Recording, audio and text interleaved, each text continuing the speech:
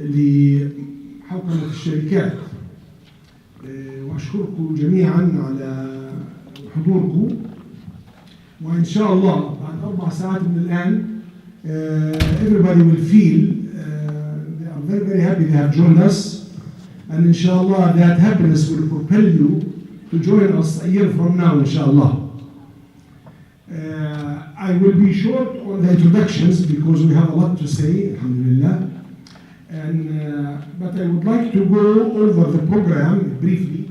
If you did not get the program, it was in a folder like this one outside. But if not, we can maybe rush you some copies over here. Very soon, we're going to start the program. In the first segment, we'll be talking about the corporate governance and the process which we went into to show you that it's a very, very neutral, very reliable, very solid, very authentic. It's based on information provided by the companies. Then after that, we will hear our keynote speaker, Dr. Stephen Davis from Harvard. He's in the front row, and inshallah we'll introduce him when we come to that segment. Then after that, we'll have a short research paper by one of our MBA students in Al-Hawkama, which you will enjoy. Then we'll take a break. The break last Nadwa was only 20 minutes, and I felt people, they were chatting, they really like to have a longer break. So this year, we made the break to be 40 minutes, so you can pray Al-Maghrib easily, and if there are some hors left and some kafa drinks, you will enjoy yourself. Then we'll come back here sharp at 6:50, inshallah. We'll come back here for panel 1 at 7:30, exactly. In panel 1, we gathered the key government officials who deal with the principles of corporate governance and those who deal with al-mal wal-istithmar. So we have representatives from 4 government agencies. We have SAMA, we have CMA, we have SAGA, and we have the Ministry of Commerce and Investment. Following that, we'll have also 4 panelists from key government, from key private sector companies, from different sectors. We will have, inshallah, a representative from SABIC, representative from Tadawul, representative from Sharkat al-Kahraba, and a representative from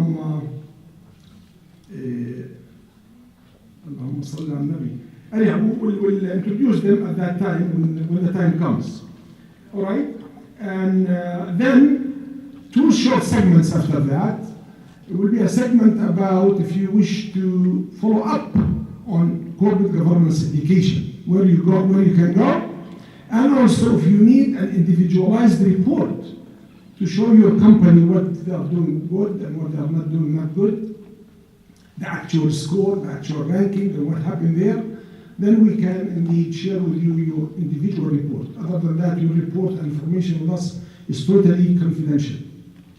Then at the end, we will reveal the top 5 winners, and we'll be giving them awards, inshallah, and explain to you why they are the winners there. And with that, we will start by call first on the team who working with us. We have Dr. Najati Aidan. Where are you, Najati? Come on down here. I might add Dr. Najati needs another clap because he was promoted to full professor just last December. And with that, we congratulate him. We have Dr. Ahmed also with us, who will also be leading the panel discussions. Later on, Dr. Ahmed, can you just show the crowd who you are? الأستاذة سماح السبيعي. She is really the backbone of this process. Okay, then there's Dr. Stephen Davis. And then we have our consultant also in the area of operations. He's not with us this year, Mr. John from Turkey, and he did not make it. Then we have a lot of helpers from our college, which I really, really want to appreciate and thank all of them. And with that, we would like to give the floor to Dr. Najati and start the program. Thank you very much. Good evening, everyone. We really appreciate your presence. So inshallah, I have around 30-35 minutes. My job is to... 30 minutes, okay. You got my 5 minutes. Okay, so basically what I'm going to do in my presentation is to briefly cover what and why and how of corporate governance, and then talks about our own journey of how we came up with the Corporate Governance Index and what we did last year and what we have done this year differently. And finally, we'll come up with the outcome, what really we gain based on the analysis of the data, mostly the descriptive analysis of the data we have from the assessment. First of all, so we'll start with really what is corporate governance. Again, there are many different definitions, but the one I really like is from OECD. And OECD definition says that corporate governance is about the set of relationships between a company's management, the board, the shareholders, and other stakeholders. So the whole thing is about setting principle to establish good relationship between them. And in this case, the company set certain objectives and try to use certain means to accomplish these objectives and monitors the performance given those rules. So essentially, corporate governance is about the process, it's about the structure, it's about the decision making, it's about how the company is established to make a certain decision that eventually help the company to accomplish its objective. But while doing that, particularly in our era, that you cannot just focus on profit maximization, you have to think about the social implication, particularly the corporate social responsibility. You have to balance both the interests of the shareholders and the society through your activity. So in a sense that, the way I look at it, basically, if all the companies start with, let's say, a single owner, and sometimes an owner is the only person working for the company as well, but then over time, when the company grows, now you have an additional individual, employees get into the pictures. And then you see, as the company even keep growing, then you have to add the others into the layers. And particularly when you go to the public, and it's mandatory almost everywhere, you need to have a board of directors that's representing the shareholders to make decisions on behalf of the shareholders.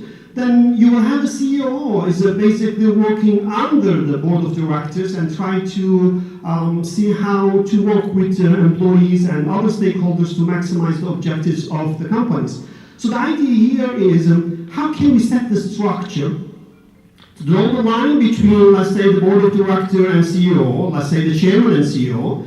How can we set the rules to make sure that the board of directors are established in a way that can give us the most effective and efficient outcomes in terms of accomplishing the objective of the company. So in the sense that the way we look at the corporate governance is basically these areas mostly, first in a narrow sense, is corporate governance about the board of director and CEO and top executives. That's more narrow area. But the way that we use in our definition, in our methodology, we look more broad sense, and in our sense that is we need to include the employees, the customers, and society that we call the stakeholders. And here, of course, we have to have the shareholders. And then here we have to have again to make sure that how the company is managed at this level as well. So in a sense that it's very much interconnected way of seeing how the process is established, what are the rules, and how the company is basically managed to accomplish the objectives. Now, so why corporate governance is important? The corporate governance, it is not about the rules and regulation and compliance. It is a culture in which that really can result in better decision making. Because the whole idea is that you're going to make certain decision that's going to affect the objective of the companies. Question is it a one-man show that's making decision, or do we really have an effective board that involved in decision making? And is there, against the board members are really independent? Can they really make an independent decision? Do we have the committee within the boards that work in a way that give a better, effective outcome? So that's really all about the corporate governance. So in the sense that it's really that particularly when you, if you stay small as a family business, obviously you don't need to have an advanced corporate governance principles. You don't need to follow them because it's everything is you that you can make decision. But as you grow, you cannot avoid establishing certain systems and process to assure a better outcome, particularly when you are aiming to attract the foreign investors, and in case of Saudi Arabia right now, then if the purpose is to attract a foreign investor, you cannot attract a foreign investor until you give them a clear signal that you have well-established governance system that is trustable, reliable, and in this case they can come and actually invest in your companies. So in this regard, it's an absolute essential. If you go beyond one person's company and more global company, it seems like it's essential to adhere with certain principles. Now the question will be, okay, so we understand what is corporate governance, we understand it's really important, but how can we measure it? How can we know where we are, how we are doing in terms of corporate governance? Now, there are different ways to measure that, but basically we'll tell you how we came up with our assessment. But essentially, we'll look at the 4 areas. The most important one is the board of directors. The board of directors is not the only one. And also we need to look at the shareholder rights, public disclosures, and transparency, and stakeholder rights. Those are the 4 essential components of corporate governance. And the idea is that it's really, it's not an opinion. If we think we have a good corporate governance, we need to measure and show with empirical evidence that indeed we have effective, good corporate governance based on certain measures. So in this regard, again, the corporate governance particularly is hot topics in many developing countries. Particularly when they try to catch up with the developed countries, they try to move toward more culture of the good corporate governance.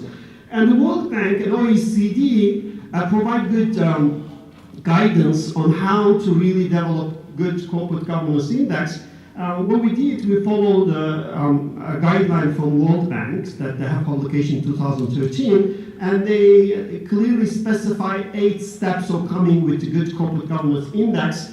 Do not just go and get some number and say this is our index. First, try to engage in consultation and know why you are doing the index, and try to identify your approach, identify your variables, and particularly one important issue that you cannot just import the variables on the model from the other countries and apply to your country. You have to customize, thinking what's going on locally or nationally, then you can customize the model to truly capture what is going on in reality. So those are the 8 steps, and what we did, we basically, we followed this world-class standards, and our journey starts over 2 years ago. We first established the Corporate Governance Center here at the university, and this is, you see here is the structure of the Corporate Governance Center. So basically it has 3 departments, the assessment, the research, and the training department. And what we are doing now is the product of the assessment department, that basically we are assessing the companies that listed on Tadawul. And again, this is what I'm presenting is really not my work, it's a whole team work, so it takes a whole year to come up with this results. And this is our team member, the invite has already introduced you, the member. And we also have a collaborator, we appreciate them, they are here. And SAGIA particularly, and CNA, SEMA, and MCI, those are major partners. And so we engage with them, we make presentations, set up a presentation to them, and make sure that we get good feedback and advice from them on developing the index. Our objectives in developing the index is to really come up with an objective, data-driven assessment tool to understand the state of the corporate governance and track the development over the years and provide certain guidance to the companies to improve in corporate governance. That's our objectives. So in the sense that our goal is to come with assessment, but not just assess and tell how you're doing, and also try to tell why you're doing good or bad and what you can do to further make improvement. The process that we went through to develop the index is, so again, we'll look at the worldwide practices on these ones, and so we hire consultants, and we engage with the local partners. And of course, first we start with principles. The principles related to corporate governance first come from CMA, and we look at those principles. Then for this year, we also look at the principle from SEMA related to the banking and insurance sectors.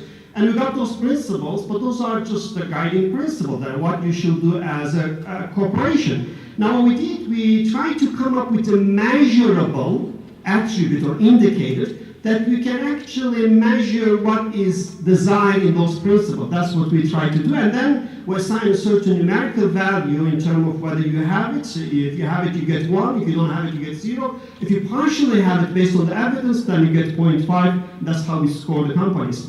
Now, we have this year, the first year we had to call the basic CGI. The basic CGI is basically based on the CMA principles with 117 variables in 4 areas. Board of Directors, 39 variables, shareholders, 30 variables, public disclosure and transparency, 35, and stakeholders, 13 variables. Now, this year we add 2 other sub-indices, one for the banking CGI, because SEMA, as I mentioned, has different principles for the banking. So what we did, we add more variables. You can see here for the banking, this year we use 165 questions to assess the corporate governance practices of the banks and then grade them accordingly. And similarly, SEMA has a principle for the insurance sectors, so we developed the sub-indices for the insurance sectors as well, and we came up with 160 variables, and we assessed every one of the company listed on Tadawul based on those 160 variables. Now, how we did this one, so we went through the process. Again, it's very tedious and it takes almost an entire year to go through entire 171 companies listed on Tadawul and to gather all this document and information, including the meeting minutes and the bylaws and the annual reports and everything, and store them and find the evidence related to the attribute that you measure and record them and then grade them accordingly. Because again, so we have to be very transparent and very open in our assessment, and we have it. And this year, actually, we developed a digital dashboard. We record all of evidence digitally, so anyone can easily go and show the report card and say, here's what you get it, and here's why you get what you get it. And then we try to again come up with, we have a good quality assurance system. So we have analysts to first of all rate the company and